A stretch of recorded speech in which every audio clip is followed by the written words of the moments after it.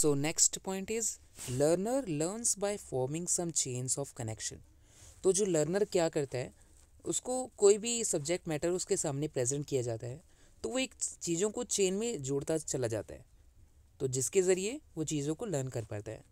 So in behavioristic educational setup the learner learns the content by forming a chain of connection between the elements of content presented to him.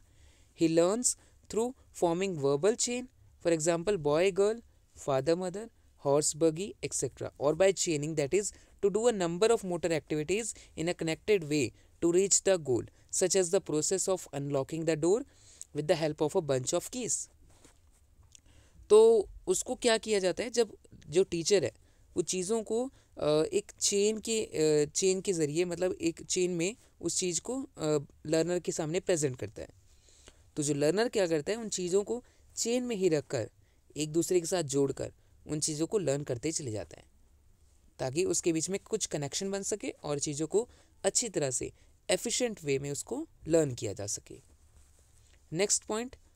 learner is desired to learn content which are highly structured and are already well organized, which are presented to him in a pre-planned manner with a little scope of changing the already decided teaching strategies. तो हम learner से ये accept करते हैं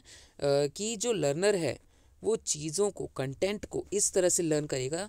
कि एक specific manner में, ठीक है, मतलब उसके सामने जो चीज़ हम जिस तरह से रिप्रेजेंट कर रहे हैं वो चीज़ों को उसी तरीके से लर्न करेगा, और जो हमारी जो टीचिंग स्ट्रेटजीज़ हैं उनमें कोई भी फ्लेक्सिबिलिटी ना हो, मीन्स जैसे चीज़ें पहले से प्री प्लान्ड हैं वैसे ही चीज़ें चलती रहें।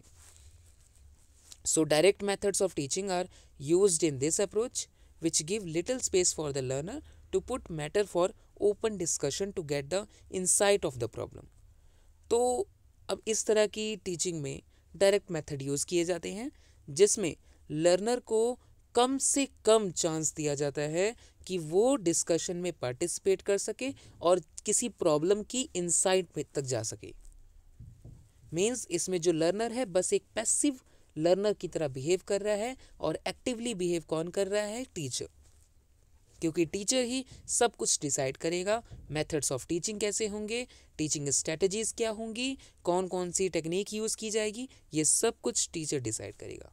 However in order to make the subject in order to make the subject matter interesting and pleasurable may make an adequate use of audio visual aids so that learner may get a good assimilation of the subject matter. हाँ, किसी तरह से जो teacher है वो subject matter को present करने के लिए, उसको इंटरेस्टिंग और प्लेजेबल बनाने के लिए ऑडियो विजुअल एड्स का यूज़ कर सकता है, ताकि जो लर्नर है उसे थोड़ी सी इन्फॉर्मेशन ज़्यादा मिल सके अच्छी तरह से, जो भी सब्जेक्ट मैटर प्रेजेंट किया जाना है उसके सामने। So this is all about role of a learner in context to behaviourism. Thank you.